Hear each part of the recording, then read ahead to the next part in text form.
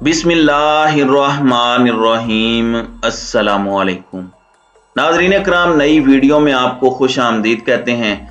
रंदा फेरने की तैयारियां मुकम्मल कर ली गई।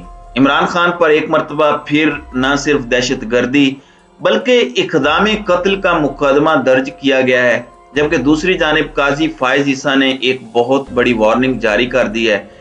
इसके साथ ही साथ इमरान खान की नाअहली पर इलेक्शन कमीशन का तहरीरी फैसला भी आ चुका है। तहरीरी फैसले के अंदर डिले यानी ताखीर की वजह भी सामने आई है, लेकिन इस केस में एतजाज एहसन ने नई जान डाल दी है और इंपोर्टेड सरकार की परेशानियों में इजाफा होता जा रहा है और एक मरतबा फिर इनकी मिठाइयां जाये होंगी और जुमा इंपोर्टेड सरकार पर भारी ही रहा है। और पिछला जुमा जो अभी गुजरा है, उस जुमे के दिन इमरान खान के खिलाफ डिसीजन ये भी इंपोर्टेड सरकार के वापस अपने गले पड़ने जा रहा है। नाज़रीन इकराम, इस वक्त पाकिस्तान में बहुत कुछ चल रहा है। पाकिस्तान के सियासी महाज पर अदलिया के अंदर बहुत कुछ और बहुत बड़ी बड़ी डेवलपमेंट्स चल रही हैं। सुप्रीम जुडिशल काउंसिल के मामलात हैं जिनकी तकर्री के इश्यूज हैं, या फिर इवन इस्लामाबाद हाई कोर्ट के चीफ जस्टिस अतर मिनल्ला की बतौर सुप्रीम कोर्ट के जस्टिस जज के तौर पर सुप्रीम कोर्ट हाई कोर्ट में सुप्रीम कोर्ट ऑफ पाकिस्तान में उनकी तरक्की हो। लेकिन इसमें यह होगा कि जस्टिस अतर मिनल्ला चूंकि इस्लामाबाद हाई कोर्ट के चीफ जस्टिस होते हुए बहुत सी चीजों के अंदर ड्राइविंग सीट पर रहे हैं और ह्यूमन राइट्स के हवाले से बहुत से रिलीफ देते रहे हैं, तो इनके सुप्रीम कोर्ट में जाने से वो खत्म होंगे। जाहिर बात है, प्रमोशन जिंदगी का हिस्सा है। एक जगह पर तो किसी ने रहना नहीं, आगे से आगे बढ़ना होता है। जबकि इस सारे मामले के अंदर काजी फायज ईसा ने खिताब किया है आसमा जहांगीर कॉन्फ्रेंस से, जो कि हर साल होती है। उसमें लाहौर में ये खिताब कर रहे थे। इन्होंने कहा कि सबको आइन का एहतराम करना चाहिए और आइन तोड़ने वाले जर्नैल का नाम लेकर मजम्मत करें, ना कि फौजी इदारे की मजम्मत करें। और उन्होंने कहा कि भुट्टो का ट्रायल किसी मिलिट्री कोर्ट ने नहीं सिविल कोर्ट ने किया था। जिस बेंच में फौजी अदालतों के क्याम का मामला आया, मैं उसका हिस्सा था। मैं जूनियर तरीन जज था और अकलियती फैसले का हिस्सा था। उन्होंने मजीद बातें भी की और तमाम तर मामलात उन्होंने जमहूरी अंदाज में जो पाकिस्तान हासिल किया गया, पाकिस्तान पर पहला हमला जब आइन को तहलील करके किया गया, ये तमाम तर चीजें उन्होंने बयान की। सुप्रीम कोर्ट के सीनियर जज हैं जस्टिस काजी फायज ईसा और जाहिर बात है चीफ जस्टिस इन वेटिंग भी हैं, तो इनकी तरफ से ये स्टेटमेंट बड़ी इंपॉर्टेंट है। और इन्होंने कहा कि जज और जर्नैल का नाम लेकर तनकीद की जाए, अदलिया और फौज को बदनाम ना किया जाए। अब ये बात बड़ी क्लियर है कि जिस जज से आपको मसला है, जिस जर्नैल से आपको इश्यूज हैं, आप उस पर बात करें। अब ये एक वार्निंग है और ये वार्निंग किसके लिए है, ये भी बड़ा अहम सवाल है, क्योंकि इन्होंने इस तरह से किसी को टारगेट तो नहीं किया, मगर ये नैरेटिव बनाया जा रहा है कि इमरान खान को बड़ा टफ टाइम इस बात से मिलेगा और ये हो गया वो हो गया। जबकि मैं नहीं समझता कि ऐसा कोई मामला है, जबकि नाअहल करार देना इलेक्शन कमीशन का इख्तियार है। इमरान खान के खिलाफ तोशा खाना रेफरेंस का तफसीली फैसला भी जारी हुआ है और इस तफसीली फैसले की एक कॉपी हासिल हुई है और इलेक्शन कमीशन का फैसला 36 सफ़ात पर मुश्तमिल है। फैसले में स्पीकर की जानिब से भिजवाए गए रेफरेंस पर 7 सवालात तरतीब दिए गए। उसमें कहा गया है कि नाअहल करार देना इलेक्शन कमीशन का इख्तियार है। इलेक्शन कमीशन 120 दिन बाद भी असासों के गोशवारों में गलत मालूमात देने या छुपाने और झूठे डिक्लेरेशन पर कार्रवाई का इख्तियार रखता है। इलेक्शन कमीशन ने अपने फैसले में सुप्रीम कोर्ट के हुक्म के हवाले देकर इमरान खान का मौक़िफ़ मुस्तरद किया। इलेक्शन कमीशन के तफसीली फैसले में कहा गया है कि इमरान खान बनाम शरीफ केस में नवाज शरीफ केस में सुप्रीम कोर्ट ने करार दिया था कि आजकल 62 और 63 के तहत नाअहल करार देना सिर्फ और सिर्फ इलेक्शन कमीशन ऑफ पाकिस्तान का इख्तियार है।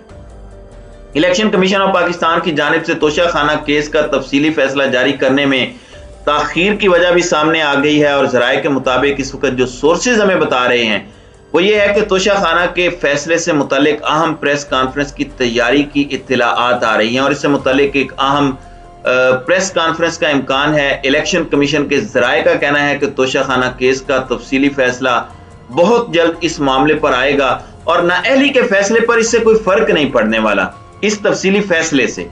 अब इलेक्शन कमीशन का जो मौक़िफ़ है, इस पर एतजाज एहसन जो एक बड़े सीजन्ड लॉ मेकर भी हैं और कानूनदान भी हैं और पीपल्स पार्टी के बानी रुकन भी हैं, और एक ऐसी शख्सियत हैं जो दबंग अंदाज में बोलते हैं और उनकी अपनी पार्टी उनसे खाइफ रहती है। और मैंने इनके बारे में कहा था कि ये पीटीआई में आ गए तो ये पीटीआई पर भी तनकीद करने से नहीं रुकेंगे, और ये अच्छी चीज है, जमहूरी रिवायात के लिए ये जरूरी भी है। अब इन्होंने एक स्टेटमेंट दी है और कहा है कि इलेक्शन कमीशन इंतजामी इदारा है, इलेक्शन कमीशन के पास जुडिशियल अथॉरिटी नहीं है और किसी को नाअहल करना इलेक्शन कमीशन का इख्तियार कतन नहीं है। यह बड़ा इंपॉर्टेंट नुक्ता है, बाकी हर चीज पीछे रह जाती है। इलेक्शन कमीशन अगर अपने इख्तियार से तजावुज कर रहा है तो ये इस पर सवालिया निशान है।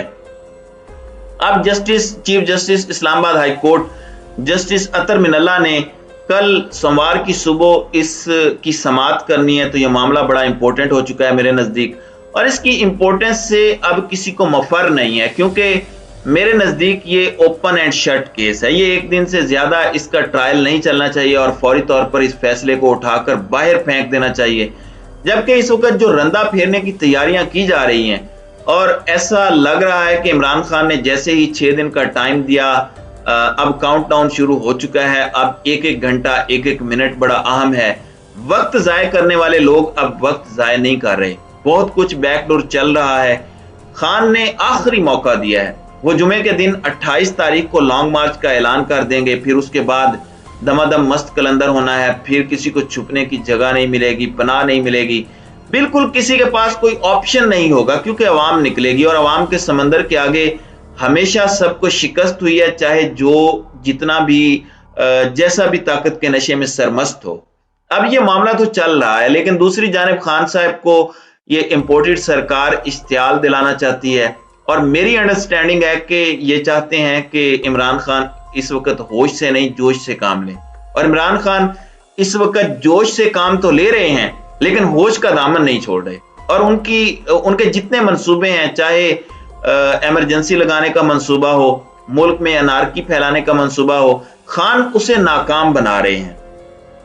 अब एक जानिब तो इस्लामाबाद पुलिस ने FIR जो है इमरान खान के खिलाफ काटी है। ये FIR इमरान खान के मुआवने खुसूसी शहजाद अकबर और इसके अंदर एक मॉडल है सूफिया, उन पर फ्रॉड और मिस यूज ऑफ अथॉरिटी की FIR दर्ज की है। जबकि दूसरी जानिब इस्लामाबाद में एहतजाज में इमरान खान के खिलाफ एक मरतबा फिर दहशतगर्दी का मुकदमा दर्ज कर लिया गया है। इमरान खान, असद उमर और अली नवाज समेत 100 अफराद के खिलाफ मुकदमा थाना संजगानी में पुलिस की मुद्दईयत में दर्ज किया गया है, जिसमें दहशतगर्दी समेत मुख्तलिफ 10 दफात शामिल की गई हैं। FIR में कहा गया है कि PTI कारकुनों ने पार्टी क़ियादत की इमाम पर श्रीनगर हाईवे को ब्लॉक किया, कारकुनों ने पुलिस पर पथराव और तोड़फोड़ की, और यह दहशतगर्दी के जुमरे में आता है। इसलिए इमरान खान को एक मरतबा फिर दहशतगर्द डिक्लेयर किया गया है। जबकि दारुल हुकूमत इस्लामाबाद के थाना सेक्रेटरीट में इक़दाम कत्ल समेत 5 दीगर दफात के तहत मुकदमा दर्ज किया गया है, जिसमें चेयरमैन पाकिस्तान तहरीक इंसाफ इमरान खान को भी मुलजिम नामजद किया गया है। मुस्लिम लीग नून के रहनुमा मोहसिन शाह नवाज रांझा पर इलेक्शन कमीशन के दफ्तर के बाहर जो हमला है, उसके खिलाफ थाना सेक्रेटरीट में मुकदमा दर्ज किया गया। मुकदमे में एआनत जुर्म की दफात में इमरान खान को भी मुलजिम नामजद किया गया। FIR के मुताबिक कौमी असम्बली यानी मैं कौमी असम्बली मेंबर तोशाखाना केस में बतौर मुद्दई पेश हुआ। तोशाखाना केस में फैसला इमरान खान के खिलाफ आया। इलेक्शन कमीशन से निकला तो PTI की क़यादत की इमाम पर मुझ पर कातिलाना हमला हुआ। दरखास्त गुजार ने मजीद बताया कि मेरी गाड़ी पर हमला किया गया और शीशे तोड़कर अंदर घुसने की कोशिश की गई। मोहसिन शाह नवाज रांझा की जानिब से इंदराज मुकदमा की दरखास्त गुज़श्ता रोज ये जमा कराई गई। दरखास्त में उन्होंने मौका भी इख्तियार किया कि मुझ पर कातिलाना हमला किया गया, गोली मेरे करीब से गुजरी, PTI की क़यादत की इमाम पर यह सब कुछ हुआ, मेरी गाड़ी का शीशा तोड़कर अंदर दाखिल होने की कोशिश की गई।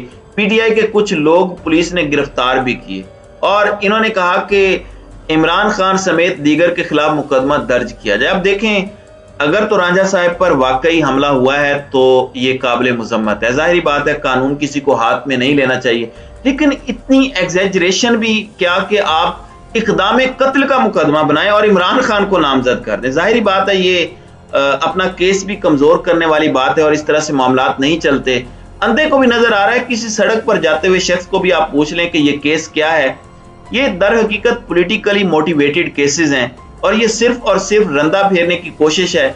मसला ये है कि कहीं ये रंदा उल्टा ना फिर जाए, क्योंकि अवाम इस वक्त बिफरी हुई है और बिफरी हुई अवाम कुछ भी कर सकती है। तो नाज़रीन कराम, आपकी इस वीडियो के हवाले से क्या राय है? आप अपनी राय का इजहार कमेंट सेक्शन में जरूर कीजिएगा।